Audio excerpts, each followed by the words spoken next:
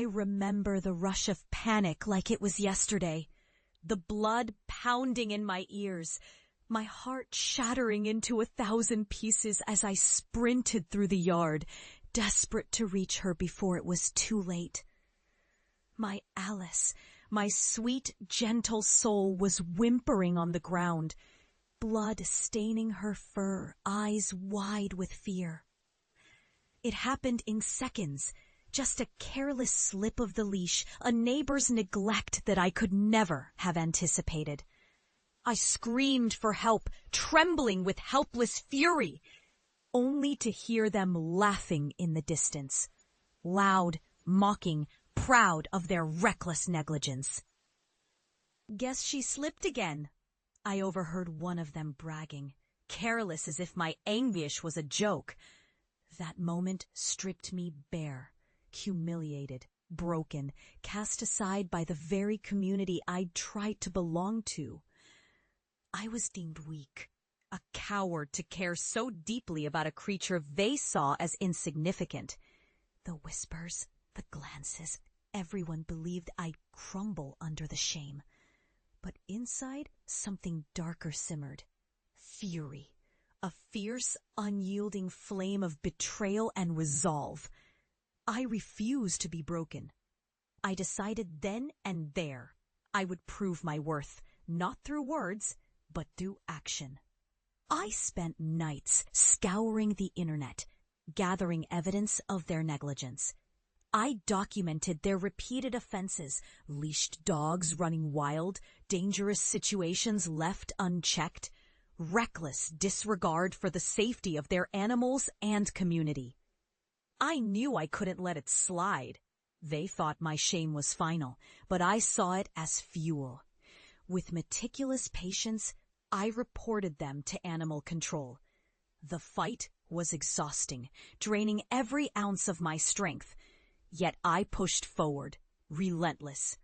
And when the authorities finally stepped in, their neglect was undeniable.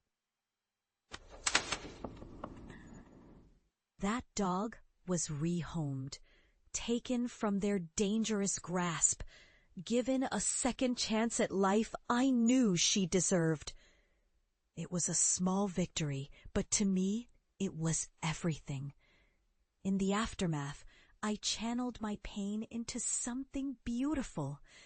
I transformed my yard into a sanctuary, a haven for every neglected, abandoned, or misunderstood animal. Each flower I planted, each cozy corner I created was a testament that empathy and courage could triumph over arrogance and irresponsibility. My yard became a place of hope, a tangible expression of my growth, a living proof that even in the face of betrayal, we can rise. Years passed. I watched them from afar, now stronger, more successful than they'd ever been, while I quietly built a life based on compassion and integrity. The day I finally faced them wasn't with anger, but with quiet, unshakable confidence. They saw in my eyes not defeat, but triumph.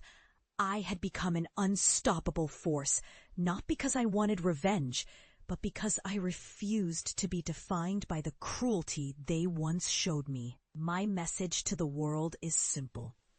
No pain is wasted. Every betrayal, every humiliation can be transformed into power. If I had given in to despair, I'd have been no more than a victim. Instead, I chose to fight. For her, for justice, for myself.